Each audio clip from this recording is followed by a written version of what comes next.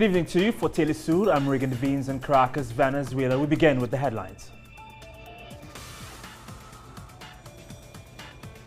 Ecuador's first crimes against humanity trial postponed after a defendant cries health concerns. The Mexican government finds massive crystal meth labs enough to make 6 tons worth. And it's been a while, but Israel's Benjamin Netanyahu meets with US President Barack Obama. The details on these stories and more now on From the South. Today, and the instability and insecurity.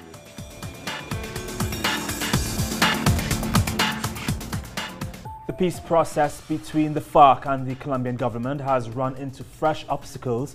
The FARC says the government is wasting time by approving a proposed referendum to give the voters final approval over any peace plan.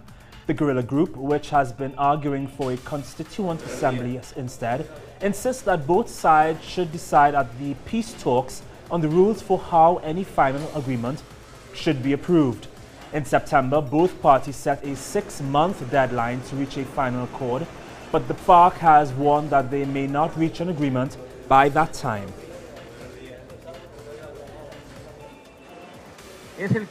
This is the case with the so-called Statutory Law 94 of 2015 dealing with the referendum on peace. This is a rather strange and exotic initiative, which has never been discussed by those of us who are responsible for drawing up the mechanisms by which a final peace agreement would be approved.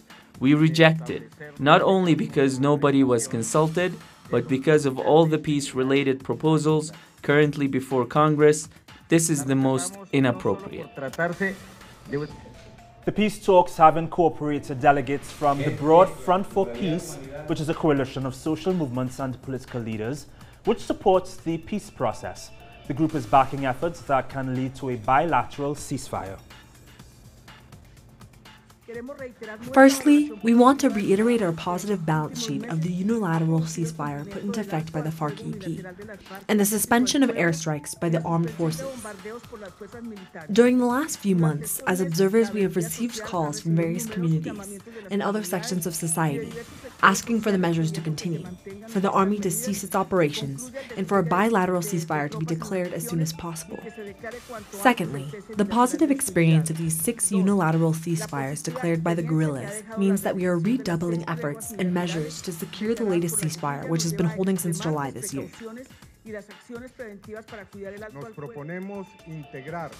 We propose the creation of a support commission to de-escalate the conflict, made up of personalities and organizations that will be contacted by the social oversight body. This commission should monitor on the ground the areas where the unilateral ceasefire is at risk.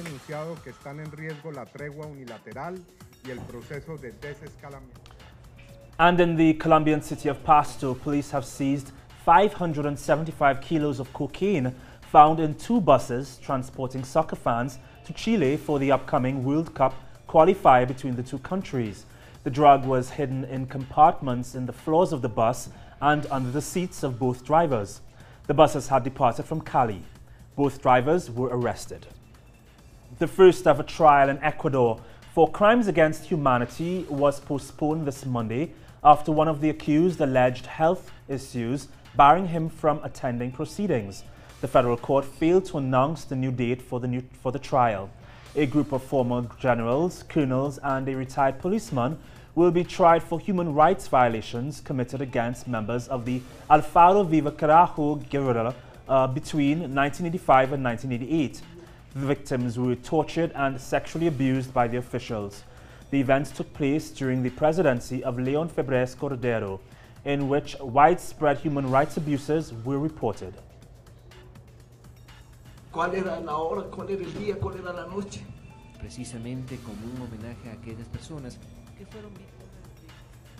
And to explain the significance of this trial, we are joined from Quito by Fidel Jaramillo, who is the director of Ecuador's Truth Commission. Good evening, Mr. Jaramillo. Thanks so much for taking the time to speak with us. Maybe we can start with the fact that not many people know about the period of repression in Ecuador. So could you just explain what this trial is about and who are the people involved, including the organization Alfaro Vive Carajo?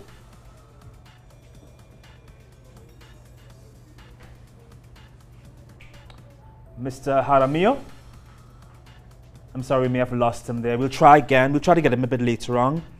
Moving on now, in Mexico, authorities closed down 3 drug laboratories over the weekend with enough chemicals to produce over 6 tons of crystal meth.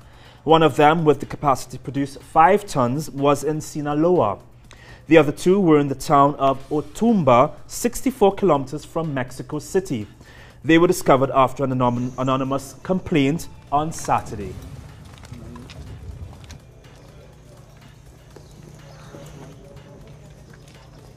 And staying in Mexico, the official Ayotzinapa investigation continues to draw criticism. More now with our correspondent, Clayton Kahn. Over the weekend, Mexico's National Human Rights Commission slammed the country's Attorney General's office over its handling of the Ayotzinapa case. The commission outlined in a report that 26 recommendations about the case that were presented to the Attorney General's office in August by the human rights body have not been attended to. Now, the report also raised concern that the Attorney General's office sought to justify itself on the initial 26 recommendations, which included elements such as opening new lines of investigation into the Ayotzinapa case, new search strategies for the disappeared 43 students, or even to interview military personnel who may have been involved in the events by referencing other elements in the case that do not necessarily fulfill the recommendation. Now, as has been reported extensively, the Mexican authorities in charge of investigating and procuring justice in the Ayotzinapa case have been under constant criticism by national and international rights organizations, as well as the families of the missing 43 youth. Now, although more than a year and a month have gone by since the youth were attacked and forcibly disappeared by police in Iguala Guerrero, many fundamental elements of the investigation have not been carried out or were carried out too late. Now, earlier this week, the group of independent experts from the Inter-American Commission on Human Rights, who have been accompanying the investigation and also making recommendations, announced the second phase of their mandate in the case, explaining that many contradictions continue to persist in the government's official investigation, and that the long-standing demand by both the families and rights organizations to interview military personnel potentially involved in the case needs to be carried out. It's Clayton Kahn reporting for Telesur here in Mexico City. The streets of the Haitian capital, Port-au-Prince, were unusually quiet this Monday due to a 2-day public transport strike against tax hikes. This despite Prime Minister Evans Paul's announcement that certain increases would be withdrawn. The National Platform of Transport Unions pressed ahead with the planned strike and estimates that 70% of public transport across the country was paralyzed. They say that they require a presidential decree that confirms the Prime Minister's announcements and that the strike will continue on Tuesday. The government had already lowered fuel prices after other public transport strikes swept the capital in February and March. After one of Brazil's worst mining disasters that killed at least 15 people last Thursday in Minas Gerais, children who lost their homes got amused this Monday thanks to a group of volunteers dressed as clowns. 130 people are currently living in a hotel in the city of Mariana after the collapse of 2 mine dams wiped out their village of Bento Rodrigues. The volunteers put on their red noses and wigs, played instruments, and danced with the kids. They also helped organize boxes of toys and clothes that were donated. Parents are hoping that a new school would be open soon so that children can resume their lessons. I came here to bring them joy, lots of love, some playtime, and anything else that may spare them all the suffering at a time like this. Meanwhile, some of the residents of Bento Rodrigues were allowed this Monday to return to their ravaged homes to pick up some personal belongings. Hundreds of firefighters, soldiers, and civil defense workers frantically continue to comb through the mud for signs of life. 25 people are still missing. Authorities have halted all operations at the mine where the collapse took place. We haven't cried, but when you go back to where you lived with all the memories that return of the disaster, it makes you want to cry. And earlier this month, the World Health Organization warned that processed meat could cause cancer. Some Bolivians believe they may have the answer: llama meat. Telesur's Dimitri O'Donnell is there in Bolivia. He filed this report. Forget beef, this is what carnivores should be switching to: llama meat. Bolivia's health ministry says it's a healthier alternative to red meat, and it's becoming more popular since the World Health Organization warned that processed and red meats probably causes cancer. But in Bolivia they've always been partial to llama, and doctors say that's for a good reason. It has a very low fat content, so when it's consumed, it contributes less to increase the levels of cholesterol in our system. Llamas native to the Andean region are mostly known for their soft, shaggy wool, but recently they're arguably becoming more famous for their protein-rich, low-fat meat. And suddenly llama meat is appearing on menus everywhere all over Bolivia. Traditionally, llama meat was just eaten by indigenous Bolivians since pre-Columbian times. Now, because of growing demand from both tourists and locals, many high-end restaurants have started serving the meat, and they say diners can't get enough of it. This French restaurant in La Paz says its two llama dishes are so popular they sometimes struggle to meet demand. This dish is really popular more than anything by foreigners who love to taste the llama meat more than lamb. Bolivian llama meat has become so fashionable that it's even being exported. I know that from our producers that are exporting it to Germany and to Europe because it's a healthy meat, right? And they export it there. It's commonly used by older people because there's low fat, there's not so much carbs in the meat. Bolivia is hoping that this recent boom in llama is not just a flash in the pan and that consumers will continue to choose it as a healthier option to beef. But despite its many benefits, the health ministry still warns that, like most meats, it should be eaten in moderation. Dimitri O'Donnell, Telesur, La Paz. And coming up after the break, it's the first meeting between President Barack Obama and Prime Minister Netanyahu in a while. We'll tell you what they discussed next.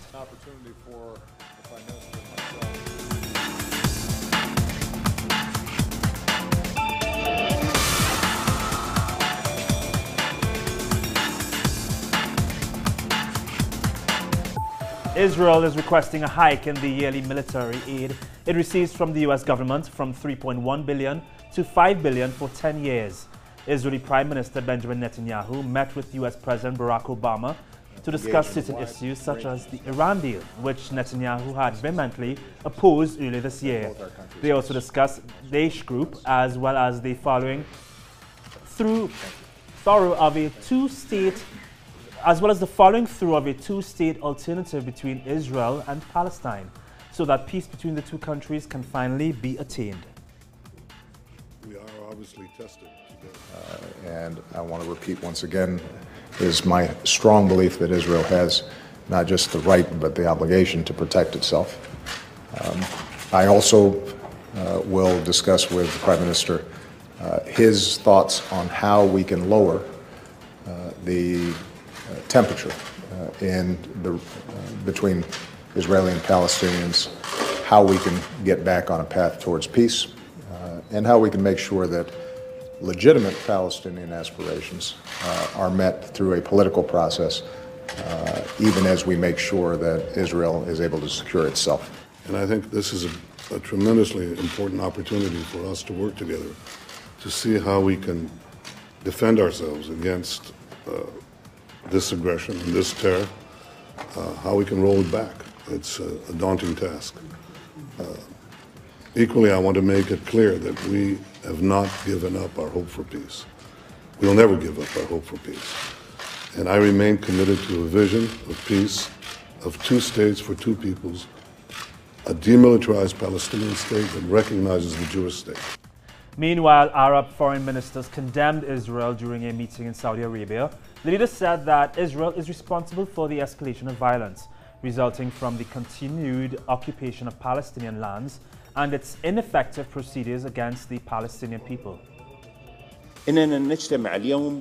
We also stress that Israeli officials and settlers cannot escape the legal responsibility of the ugly crimes they have committed. We consider them fully responsible for those crimes which are considered as war crimes and for which the perpetrators must be brought to international justice. And in Palestine, after a number of relatively calm days, a pair of Palestinian girls were shot by Israeli forces after allegedly attempting to stab an Israeli soldier and a security guard in the occupied West Bank. Our correspondent Noor Harazin has more. Israeli forces shot and killed a young Palestinian girl Monday morning at the Eliyahu crossing in the southern West Bank city of Qalandia after she allegedly tried to stab an Israeli soldier. Her death comes just a day after Israeli occupation forces wounded a Palestinian girl after she stabbed an Israeli security guard near the Bitar Elite settlement in the southern West Bank. Palestinian sources identified the girl as 22-year-old Helwa Salim Darwish from the Hussan village of western Bethlehem. Israeli reports initially suggested that the girl was killed. However, it was confirmed later that she was in fact alive and was taken to an Israeli hospital for treatment. The Israeli occupation wants to break the will of the Palestinian people by carrying out field executions against them. We appeal to the unjust world that claims that Israel is a democratic country to come and see how Israel executes our youth and children and plants knives on the scenes to say they carried out stabbings and deserve to be killed. They kill them for their Arab identity and for being Muslims. A video was shared on social media Sunday, shortly after the attack on Salam Darwish, showing a Palestinian girl left bleeding on sidewalk after stabbing an Israeli security guard. Israel took advantage of the footage to confirm that the girl had stabbed the guard.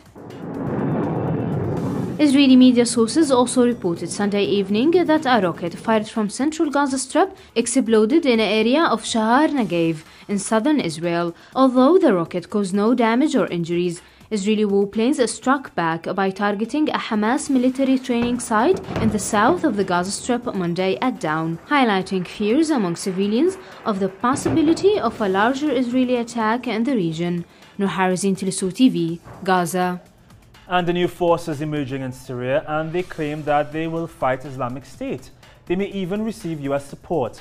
But there's more to this than meets the eye. Telesur's Hazem Abdullah explains. A new armed group has emerged in Syria under the name of the New Syrian Army. The group made its debut by publishing a video where they explain their aim is to fight the Islamic State group. With the help of God, it will be the creation of a new Syrian army which will eliminate Daesh and all forces loyal to them from all factions. The US website, the Daily Beast area, relieved that the United States is considering arming fighters from the east of Syria, who moved to Turkey after they escaped Islamic State attacks.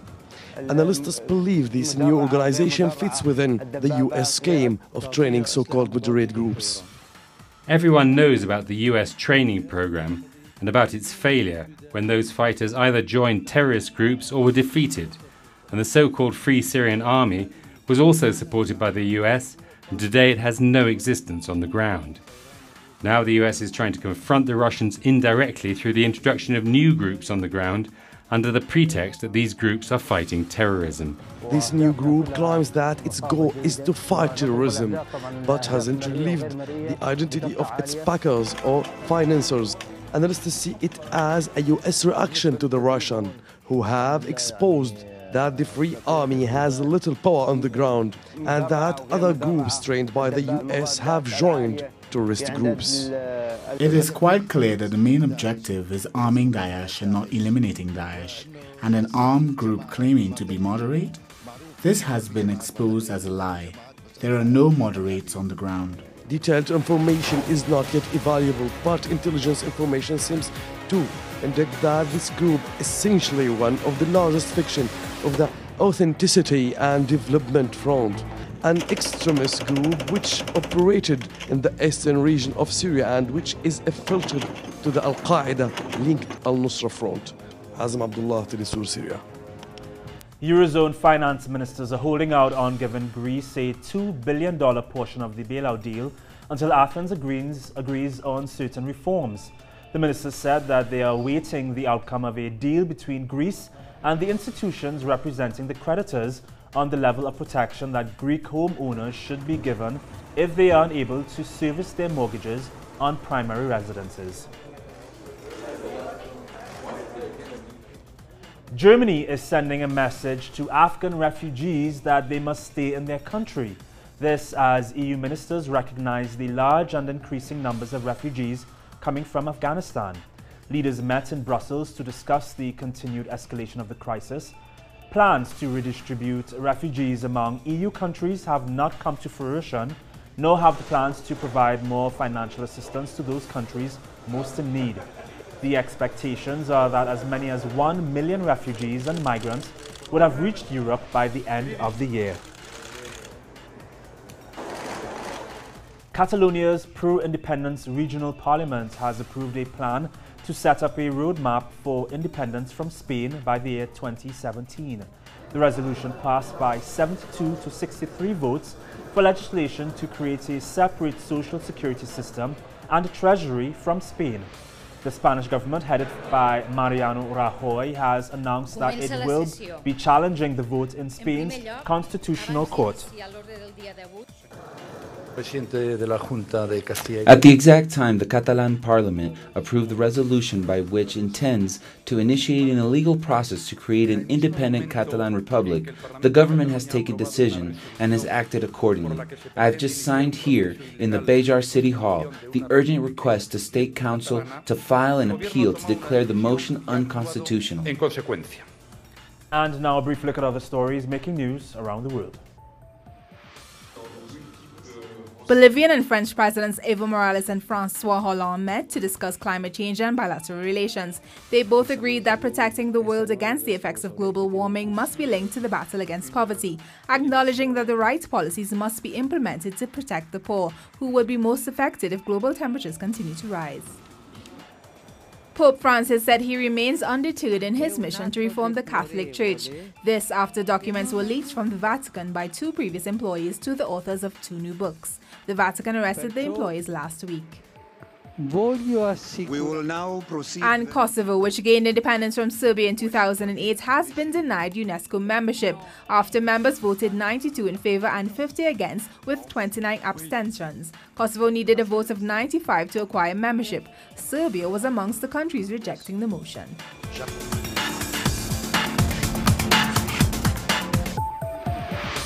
The former head of the World Anti-Doping Agency, Dick Pound, will deliver a report on allegations of systemic doping by Russian athletics. The independent report contains claims of doping, cover-ups and extortion by Russian athletics. On Sunday, the president of the International Association of Athletics Federations admitted that the IAAF should have done more to prevent the alleged cover-up that emerged last week. IAAF's president had previously been arrested by French police for allegedly accepting more than $1 million in exchange for covering up positive drug tests.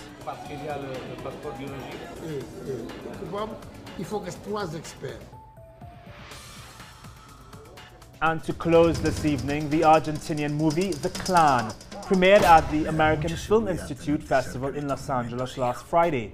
The Clan centers on the story of the Puccio family that kidnapped 4 people in Buenos Aires in the 1980s and murdered 3 of them.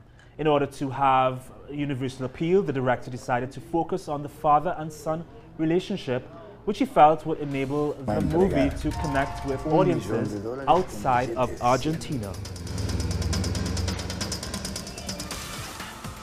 And there is more on these and other stories on our website, telesurtv.net/English. And remember, you can even join us on Twitter and on Facebook. From our news teams in Quito, Ecuador, and right here in Caracas, Venezuela, thanks for watching from the South. My name is Regan Devines. Have a great evening. We'll see you tomorrow.